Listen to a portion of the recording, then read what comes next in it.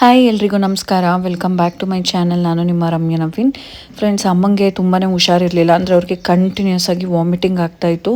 So ಹಾಗಾಗಿ ಹಾಸ್ಪಿಟಲ್ಗೆ ಕಳಿಸ್ತಾ ಇದ್ದೀನಿ. ನವೀನ್, ನಮ್ಮ ಅಕ್ಕ ಮತ್ತು ಜೀವಿತ್ ಅಮ್ಮನ್ನ ಹಾಸ್ಪಿಟ್ಲಿಗೆ ಕರ್ಕೊಂಡು ಹೋಗ್ತಾ ಇದ್ದಾರೆ. ನಾನು ಚಿಂಟು ಇಬ್ಬರು ಮನೇಲಿ ಆರ್ಯನ ನೋಡ್ಕೊಳ್ಳೋಣ ಅಂತ ಅಂದ್ಬಿಟ್ಟು.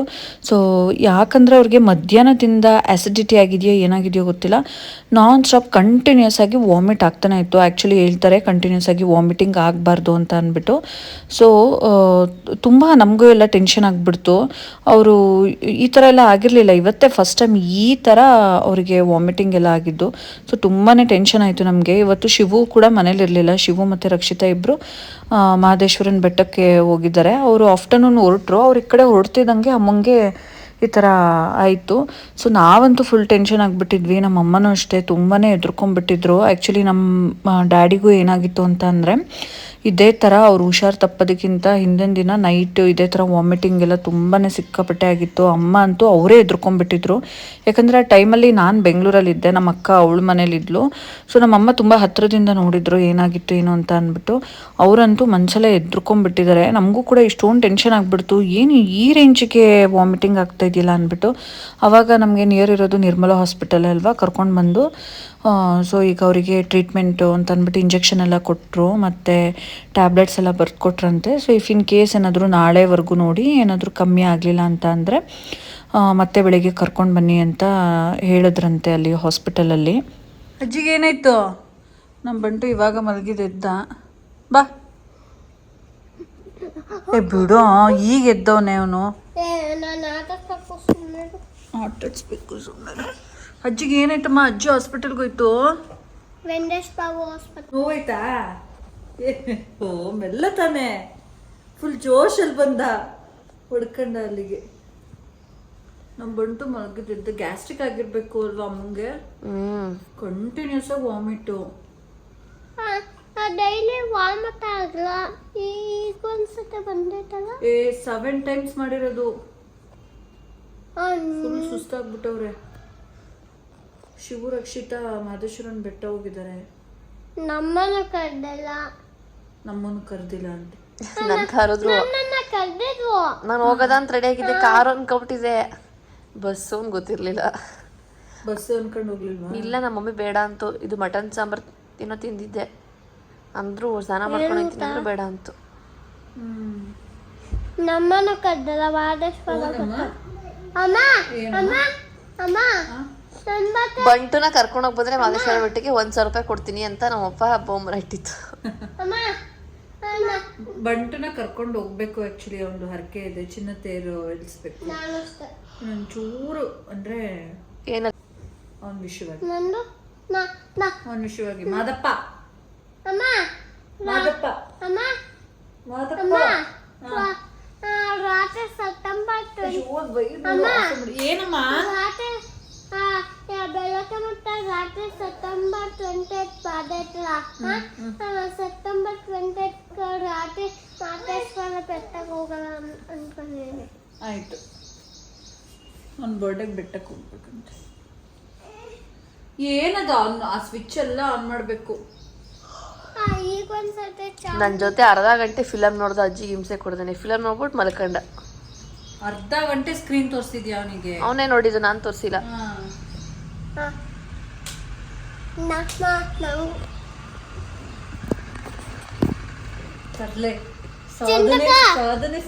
ಚಿಂತಕ ನಮ್ ತಾತಂದು ಸಾಂಗ್ ಆಯ್ತಲ್ಲ, ಅದ್ ಮೂವಿ ನೋಡ. ನಂಗೊಂದು ತೋರ್ಸು. ತುಂಬಾ ಕಾಮಿಡಿ ಆಗೈತೆ. ಅಮ್ಮ ಹಾಸ್ಪಿಟಲಿಂದ ಬಂದರು. Actually full ಸುಸ್ತಾಗ್ಬಿಟ್ಟಿದ್ರು. ಅವ್ರಿಗಂತೂ ಎನರ್ಜಿನೇ ಇಲ್ಲ. ನೀವು ನೋಡಿರ್ತೀರ ನಮ್ಮಮ್ಮ ಯೂಶಲಿ ಅವ್ರು ಹೆಂಗಿರ್ತಾರೆ ಅಂದರೆ, ಮುಂಚೆಯಿಂದನೂ ಅಷ್ಟೇ ಮನೆ ಕೆಲಸ ಮಾಡಿಕೊಂಡು ಅದ್ರ ಜೊತೆಗೆ ಮಗುನ ನೋಡಿಕೊಂಡು ಮೊಮ್ಮಕ್ಕಳನ್ನ ನೋಡಿಕೊಂಡು ಎಲ್ಲ ಮಾಡ್ಕೊಂಡು ಹೋಗ್ತಾಯಿದ್ರು. ಬಟ್ ವಯಸ್ಸಾಯ್ತಾ ಅವ್ರಿಗೂ ಎನರ್ಜಿ ಅನ್ನೋದು ಕಡಿಮೆ ಆಗುತ್ತಲ್ವ. ಇವಾಗಂತೂ ನೋಡಿ, ಆರ್ಯ ಬಂದಿದ ತಕ್ಷಣ ನಮ್ಮಮ್ಮನ್ನ ಯಾವ ರೇಂಜಿಗೆ ಹಚ್ಕೊಂಡಿದ್ದಾನೆ ಅಂದರೆ, ಅವರೇ ಅಮ್ಮ ಆಗ್ಬಿಟ್ಟಿದ್ದಾರೆ ಅವನಿಗೆ. ಬೆಳಗ್ಗೆಯಿಂದ ಸಂಜೆ ತನಕ ಅವ್ರ ಜೊತೆನೇ ಇರ್ತಾನೆ ಅಲ್ವಾ. ಸೊ ಅವ್ನು ತುಂಬ ಮಿಸ್ ಮಾಡ್ಕೊತಾ ಇದ್ದ ಅಂತ ಅನ್ಸುತ್ತೆ. ನಮ್ಮ ಅಮ್ಮ ಬಂದಿದ ತಕ್ಷಣ ಅವ್ರು ಸೀರೆ ಇಟ್ಕೊಳಕ್ಕೆ ಹೋಗ್ತಾ ಇದ್ದಾನೆ. ಅಮ್ಮ ಅಂದರೆ ಸಖತ್ ಇಷ್ಟ ಅವನಿಗೆ. ನಮ್ಮ ಅಥರ್ವನ್ನು ಹಾಗೆ ಸಾಕಿದ್ದಾರೆ ನಮ್ಮಮ್ಮ. ಆದರೆ ಅಥರ್ವ ಈಗ ದೊಡ್ಡವನಾದ್ಮೇಲೆ ಅವ್ನಿಗೆ ಅದೆಲ್ಲ ಮರ್ತೋಗಿರುತ್ತೆ ನೋಡಿ, ಅವ್ನು ಅದು ನೆನಪಿರಲ್ಲ. ಇವಾಗ ಅಪ್ಪ ಅಮ್ಮ ಬೇಕು. ಅದು ಬಿಟ್ಟರೆ ನಾನು ಹೇಳ್ತೀನಲ್ಲ, ನನ್ನ ಮಕ್ಕಳನ್ನ ಸಾಕಿರೋದು ನೋಡ್ಕೊಂಡಿರೋದು, ವರ್ಷದಲ್ಲಿ ಒಂದಿನನೂ ಬೇರೆಯವರು ನಮ್ಮ ಮಕ್ಕಳನ್ನ ನೋಡ್ಕೊಂಡಿಲ್ಲ. ಸೊ ನಮ್ಮ ಅಮ್ಮನೇ ನೋಡ್ಕೊಂಡಿರೋದು. ಅವ್ರನ್ನ ಅಷ್ಟರ ಮಟ್ಟಿಗೆ ಹಚ್ಕೊಂಡಿರ್ತಾರೆ ಮಕ್ಕಳು. ಈಗಲೂ ಅಷ್ಟೇ. ಅಥರ್ವ ಈಗ ನಮ್ಮ ಜೊತೆ ಇದ್ಬಿಡ್ತಾನೆ. ಬಟ್ ಆರ್ಯ ಅಂತೂ ನಾವಿಲ್ಲ ಅಂದರೂ ನಮ್ಮ ಅಮ್ಮ ಇರಲೇಬೇಕು ಅವನಿಗೆ. ಸೊ ಅವನಿಗೆ ಊಟ ಎಲ್ಲ ಮಾಡಿಸಿದಾಯಿತು. ನಾನು ನವೀನು ಹೊರಗೆ ಹೋಗಿದ್ವಿ. ಹಾಗೆ ಬರ್ತಾ ಅಮ್ಮಂಗೆ ಇಡ್ಲಿ ತೊಗೊಂಬರೋಣ, ಅವ್ರಿಗೆ ಬೇರೆ ಈಗೇನು ಸೇರೋದಿಲ್ಲ ಅಂತ ಅಂದ್ಬಿಟ್ಟು ಇಡ್ಲಿ ತೊಗೊಂಡು ಬಂದು ಕೊಡ್ತಾಯಿದ್ದೀನಿ. ತುಂಬ ಬೇಜಾರಾಗೋಯ್ತು. ನಮ್ಮಮ್ಮ ಹುಷಾರು ತಪ್ಪಿಟ್ರಂತೂ ಅಪ್ಪ ನೋಡೋದಕ್ಕೆ ಆಗೋದಿಲ್ಲ. ಅದೇನೋ ಮನೇಲಿ ಅಮ್ಮ ಆದವರು ಯಾವಾಗಲೂ ಎನರ್ಜೆಟಿಕ್ ಆಗಿ ಆರಾಮ್ಸೆ ಓಡಾಡಿಕೊಂಡು ಅವ್ರ ಮೂಲೆಯಲ್ಲಿ ಮಲಗಿಬಿಟ್ರೆ ನಮಗೆ ನೋಡೋಕ್ಕೆ ಆಗ್ತಾರಲ್ಲ. ನಾವೊಂಚೂರು ಹುಷಾರು ತಪ್ಪಿದ್ರೆ ನಮ್ಮಮ್ಮ ಎಷ್ಟು ಫೀಲ್ ಮಾಡ್ತಾರೆ ಅಂತ ಅಂದರೆ ತುಂಬ ಕೇರ್ ಮಾಡ್ತಾರೆ, ಫೀಲ್ ಮಾಡ್ತಾರೆ. ಅಮ್ಮ ಹುಷಾರು ತಪ್ಪಿದ್ದು ನೋಡಿ ನನಗೂ ನಮ್ಮ ಅಕ್ಕಂಗೂ ಸಖತ್ ಬೇಜಾರಾಗೋಯ್ತು. ಈಗ ಹೆಂಗೋ ಸ್ವಲ್ಪ ಊಟ ಮಾಡಿ ಅಂತಂದರೆ ಮಾಡ್ತಿರ್ಲಿಲ್ಲ. ಈಗ ಇಡ್ಲಿ ತಂದುಕೊಟ್ಟಾದ್ಮೇಲೆ ಸ್ವಲ್ಪ ತಿಂದರೂ ಅವ್ರಿಗೆ ಸಮಾಧಾನ ಆಯಿತು. ಆಮೇಲೆ ಅಮ್ಮನೇ ಮಧ್ಯಾಹ್ನ ದೋಸೆಗೆ ಅಂತ ನೆನೆಸಿದ್ರಂತೆ, ಅದು ರುಬ್ಬಿಡು ಅಂತ ಹೇಳಿದ್ರು. ಅದಕ್ಕೆ ನಮ್ಮಕ್ಕ ನಾನು ಬರೋಷ್ಟರಲ್ಲಿ ದೋಸೆ ಹಿಟ್ಟಿಗೆ ರುಬ್ತಾಯಿದ್ಲು. ಸೊ ಕೆಲವು ಸಲ ಹೇಳ್ತಾರಲ್ಲ, ಅದನ್ನು ಏನೋ ಹೆಣ್ಮಕ್ಳಿದ್ರೆ ಏನೋ ತಾಯಿಗೆ ಕಷ್ಟ ಸುಖ ಹಂಚ್ಕೊಳ್ಳೋದಕ್ಕೆ ಅಥವಾ ಇನ್ನೊಂದಕ್ಕೆ ಆಗುತ್ತೆ ಅಂತ, ಅದನ್ನು ಅಮ್ಮ ನೆನೆಸ್ಕೊತಾ ಇರ್ತಾರೆ ಕೆಲವು ಸಲ. ಆ್ಯಂಡ್ ಇದು next day vlog, morning vlog ಇದು. ಆ್ಯಂಡ್ ನಮ್ಮನೆ ಮೇಡ್ ಬಂದು ಅವರು ಬೆಳಿಗ್ಗೆನೇ ಒಂದು 6:30 6:45 ಅಷ್ಟರೆಲ್ಲ ಬಂದುಬಿಡ್ತಾರೆ. ನಾವು ಪ್ರಾಬಬ್ಲಿ ರಜಾ ಇದ್ದಿದ್ದ ದಿನ ಸ್ವಲ್ಪ ಲೇಟಾಗಿ ಹೇಳೋಣ ಅಂತ ಅನ್ಕೋತೀವೇನೋ, ಆದರೆ ಅವ್ರು ಬರ್ತಾರಲ್ಲ, ಹಾಗಾಗಿ ನಾನು ಬೇಗನೆ ಎದ್ಬಿಡ್ತೀನಿ.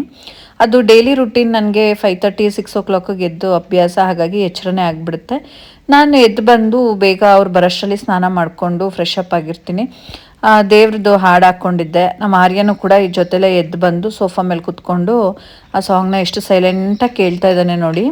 ಅವನದಂತೂ ಒಂದು ರಾಘವೇಂದ್ರ ಸ್ವಾಮಿದು ನಾನು ChatGPTಯಲ್ಲಿ ಒಂದು ಫೋಟೋ ಹಾಕಿಬಿಟ್ಟು ರಾಯರ್ದು ಡ್ರೆಸ್ ಹಾಕಿದ್ದೆ. ಅದರಲ್ಲಂತೂ ಎಷ್ಟು ಎಕ್ಸಾಕ್ಟಾಗಿ ಕಾಣ್ತಾನೆ ಅಂದರೆ, ಬೇಕಾದ್ರೆ ನಾನು ಆ ಫೋಟೋನ ಹಾಕ್ತೀನಿ ನೋಡಿ. ಎಷ್ಟು ಕ್ಯೂಟಾಗಿ ಸೇಮ್ ರಾಯರ್ ಥರನೇ ಕಾಣ್ತಾನೆ. ನನಗಂತೂ ನನ್ನದೇ ದೃಷ್ಟಿ ಆಗಿಬಿಡುತ್ತೆ. ಫ್ರೆಂಡ್ಸ್, ನಾನು ಫ್ರೆಶ್ ಅಪ್ ಆಗಿದ್ದಾಯಿತು. ಆ್ಯಂಡ್ ಈಗ ಸ್ವಲ್ಪ ಅಡುಗೆಗೆ ರೆಡಿ ಮಾಡಿಬಿಡ್ಬೇಕು. ಅಮ್ಮ ದೋಸೆಗೆ ಹಾಕಿದ್ರಲ್ಲ, ಅದಕ್ಕೇ ಪಲ್ಯ ಮಾಡ್ತೀನಿ ಅಂತ ಅಂದ್ಲು. ನಾನು ಒಟ್ಟಿಗೆ ಸಾಂಬಾರು ಮಾಡಿ ಇಟ್ಬಿಡೋಣ, ಕೆಲಸ ಮುಗ್ದೋಗುತ್ತೆ ಅಂತ. ನಮ್ಮ ಆರ್ಯ ಬೇಬಿ ಎದ್ದು ಏನು ಮಾಡ್ತಾಯಿದ್ದೀರಾ? ಹಾಯ್ ಮಾಡಿ, ಹಾಯ್ ಮಾಡಿ, ಹಾಯ್ ಮಾಡು, ಹಾಯ್ ಮಾಡು.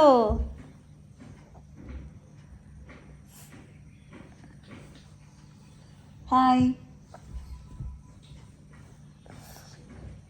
ಏನಾಯ್ತು?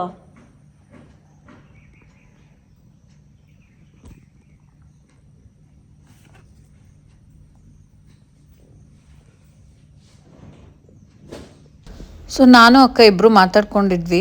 ನಾನು ಅಲ್ಲಿದು ಹೆಂಗಿದ್ರು ಬ್ರೇಕ್ಫಾಸ್ಟಿಗೆ ದೋಸೆಗೆ ಇದು ಕ್ಯಾರೆಟ್ ಬೀಟ್ರೂಟ್ ಇತ್ತು ನಮ್ಮ ಮನೇಲೇ, ಅದನ್ನೇ ಕೊಟ್ಟು ಕಳಿಸ್ದೆ, ಗೊಜ್ಜು ಮಾಡಿಬಿಡು ಅಂತ ಅಂದ್ಬಿಟ್ಟು. ನಾನು ಮಧ್ಯಾಹ್ನಕ್ಕೆ ಸಾಂಬಾರು ಮಾಡಿಬಿಡ್ತೀನಿ. ಸೊ ಇನ್ನು ಅದೇ ಆಗುತ್ತೆ ಮಧ್ಯಾಹ್ನ ಎರಡೂ ಮನೆಗೂ. ರಾತ್ರಿಗೆ ಏನಾದರೂ ಮಾಡ್ಕೊತಾರೆ ಅವರು. ರಕ್ಷಿತನೂ ಅಷ್ಟರಲ್ಲಿ ಬರ್ತಾಳೆ. ನಾವೇನಾದರೂ ನೈಟ್ ಏನಾದ್ರು ಮಾಡ್ಕೊಂಡ್ರಾಯ್ತು. ಈಗ ಸಾಂಬಾರು ಮಾಡಿಬಿಡ್ತೀನಿ ಅಂತ ಅಂದೆ. ಸೊ ಅದಕ್ಕೇ ಈ ಆಲೂಗೆಡ್ಡೆ ಬದನೆಕಾಯಿ ಎಲ್ಲ ಹಾಕ್ಬಿಟ್ಟು ಮೊಳಕೆ ಕಾಳಿನ ಸಾಂಬಾರು ಅಂತ ಅಂದ್ಬಿಟ್ಟು ಮಾಡ್ತಾಯಿದ್ದೀನಿ. ಸೊ ಈ ಸಾರು ಚಿಕ್ಕವರಿದ್ದಾಗಂತೂ ತುಂಬಾ ಇಷ್ಟಪಟ್ಟು ತಿಂತಾಯಿದ್ವಿ. ಅದರಲ್ಲೂ ನಮ್ಮ ಅಮ್ಮನ ಕೈಯಲ್ಲಿ ಮಾಡಿಸ್ಕೊಂಡು ತಿಂದರೆ ಅದೇನೋ ಒಂಥರ. ಸ್ಯಾಟರ್ಡೆ ಟೈಮ್ ಮಾಡಿಬಿಡ್ತಾಯಿದ್ರು. ನಾವು ಮಧ್ಯಾಹ್ನನೇ ಸ್ಕೂಲಿಂದ ಬಂದುಬಿಡ್ತಾಯಿದ್ವಿ ಅಲ್ವಾ. ಬಂದುಬಿಟ್ರೆ ನಮಗೆ ಈಗ ಒಂಥರ ಖುಷಿ. ಮೊಳಕೆ ಕಾಳಿನ ಸಾಂಬಾರು ಮಾಡಿದರೆ ಅದು ನೋಡಿ, ಚೈಲ್ಡ್ಹುಡ್ಡಲ್ಲಿ ಈ ಥರ ಸಣ್ಣ ಪುಟ್ಟದ್ರಲ್ಲಿ ಎಷ್ಟು ಖುಷಿ ಸಿಗ್ತಿತ್ತು ಅಂದರೆ ನಮಗೆ. ಹೋಗ್ತಾ ಬರ್ತಾ 2-3 ಸಲ ಊಟ ಹಾಕ್ಕೊಂಡು ಮಾಡ್ತಾಯಿದ್ವಿ. ಅಷ್ಟು ಇಷ್ಟ ಆಗ್ತಾಯಿತ್ತು. ಅವಾಗೆಲ್ಲ ನಾನ್ ವೆಜ್ ಎಲ್ಲ ಅಷ್ಟೊಂದೇನು ಇಷ್ಟಪಡ್ತಾ ಇರಲಿಲ್ಲ, ತಿಂತಾನೆ ಇರಲಿಲ್ಲ ಹೇಳ್ಬೇಕಂತ ಅಂದರೆ. ಈ ಥರ ವೆಜ್ಜಲ್ಲಿ ಇಷ್ಟ ಆಗ್ತಾ ಇದ್ದಿದ್ದು. ಬಟ್ ಇವಾಗ ನಾನ್ ವೆಜ್ ಜಾಸ್ತಿ ಇಷ್ಟಪಡ್ತೀವಿ. ಅದರಲ್ಲೂ ಅಮ್ಮ ಮಾಡ್ತಾಯಿದ್ದಿದ್ದು ಮೊಳಕೆ ಕಾಳಿನ ಸಾಂಬಾರನ್ನಂತೂ ಪ್ರತಿ ಸಲ ಇವಾಗಲೂ ನಾವು ಮಾಡಬೇಕಾದ್ರೆ ನೆನೆಸ್ಕೋತೀವಿ. ನಾನು ನಮ್ಮ ಅಕ್ಕ ಎಲ್ಲ ಕುತ್ಕೊಂಡು ಮಾತಾಡಬೇಕಾದ್ರೆ ಇದ್ರ ಬಗ್ಗೆ ಅನ್ಕೋತಾ ಇರ್ತೀವಿ, ಎಷ್ಟು ಇಷ್ಟಪಡ್ತಾ ಇದ್ವಿ ಅಲ್ವಾ ಅಂತ ಅಂದ್ಬಿಟ್ಟು. ಇನ್ನು ಮನೆಯೆಲ್ಲ ನಾನು ಪೂಜೆ ಮಾಡೋದಿತ್ತು, ಅಷ್ಟರಲ್ಲಿ ಅವರು ಮನೆಯೆಲ್ಲ ಒರೆಸ್ಬಿಡ್ತಾರೆ ಅಂತ ಅವರು ಎಲ್ಲ ಮನೆಯೆಲ್ಲ ಒರೆಸಿದ್ದಾಯಿತು. ಎಲ್ಲರೂ ಕೂತ್ಕೊಂಡು ಮಕ್ಳಿಗೂ ಇಬ್ಬರು ಆಟ ಆಡ್ತಾಯಿದ್ರು. ಅಷ್ಟರಲ್ಲಿ ನಾನು ಅಡುಗೆ ಮಾಡಿಬಿಟ್ರೆ ನೆಕ್ಸ್ಟು ಪೂಜೆ ಮಾಡಿಬಿಡೋಣ, ಮನೇನೂ ಒರೆಸಾಗುತ್ತೆ ಅಂತ ಅಂದ್ಬಿಟ್ಟು ನಾನು ಫಸ್ಟ್ ಅಡುಗೆ ಕೆಲಸ ಮುಗಿಸ್ಬೇಕು ಅಂತ ಅಂದ್ಬಿಟ್ಟು ಮುಗಿಸ್ತಾ ಇದ್ದೆ. ಆ್ಯಂಡ್ ಮಕ್ಳಿಗೂ ಇನ್ನೇನು ಫ್ರೆಶ್ ಅಪ್ ಮಾಡಿಸಿ ಅವ್ರಿಗೂ ತಿಂಡಿ ಕರ್ಕೊಂಡು ಹೋಗಬೇಕು. ಈಗ ಸಾಂಬಾರ್ ಫೈನಲ್ ಆಗಿ ಕುಕ್ಕರ್ ಮುಚ್ಚಳ ಮುಚ್ಚಿಟ್ಟಿದ್ದೀನಿ, ಅದು ವಿಷಲ್ ಬರುತ್ತೆ. ಅಷ್ಟರಲ್ಲಿ ನಾನು ದೇವ್ರಿಗೆ ದೀಪ ಹಚ್ಬಿಡೋಣ ಅಂತ ಅಂದ್ಬಿಟ್ಟು ದೀಪ ಹಚ್ಚೋದಕ್ಕೆ ಅಂತ ಬಂದೆ.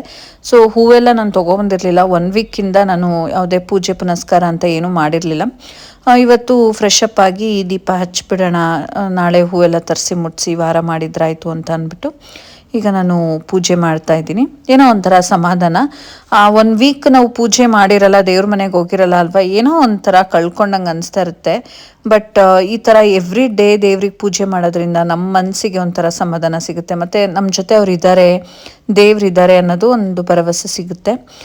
ಸೊ ಆ ಒಂದು 5 ಡೇಸ್ ಆದಮೇಲೆ ಫ್ರೆಶ್ ಅಪ್ ಆಗಿ ಪೂಜೆ ಮಾಡಿದ್ರೇ ಒಂಥರ ಸಮಾಧಾನ. ಸೊ ಫೈನಲಿ ನೀವು ನೋಡ್ತಿರ್ಬೋದು ಮೊಳಕೆ ಕಾಳಿನ ಸಾಂಬಾರು ರೆಡಿ ಆಗಿದೆ. ಇದನ್ನು ಬಾಕ್ಸಿಗೆ ಹಾಕ್ಕೊಂಡು ಅಮ್ಮನ ಮನೆಗೆ ತೊಗೊಂಡೋಗಿ ಕೊಟ್ಬಿಟ್ಟು ನಾನು ಬ್ರೇಕ್ಫಾಸ್ಟ್ ಮಾಡ್ಕೊಂಡು ಬರಬೇಕು. ಸೊ ಇಲ್ಲಿಗೆ ಒಂದು ವ್ಲಾಗ್ನ ನಾನು ಎಂಡ್ ಮಾಡ್ತೀನಿ. ಮತ್ತೆ ನೆಕ್ಸ್ಟ್ ವ್ಲಾಗಲ್ಲಿ ಸಿಗ್ತೀನಿ. Thank you.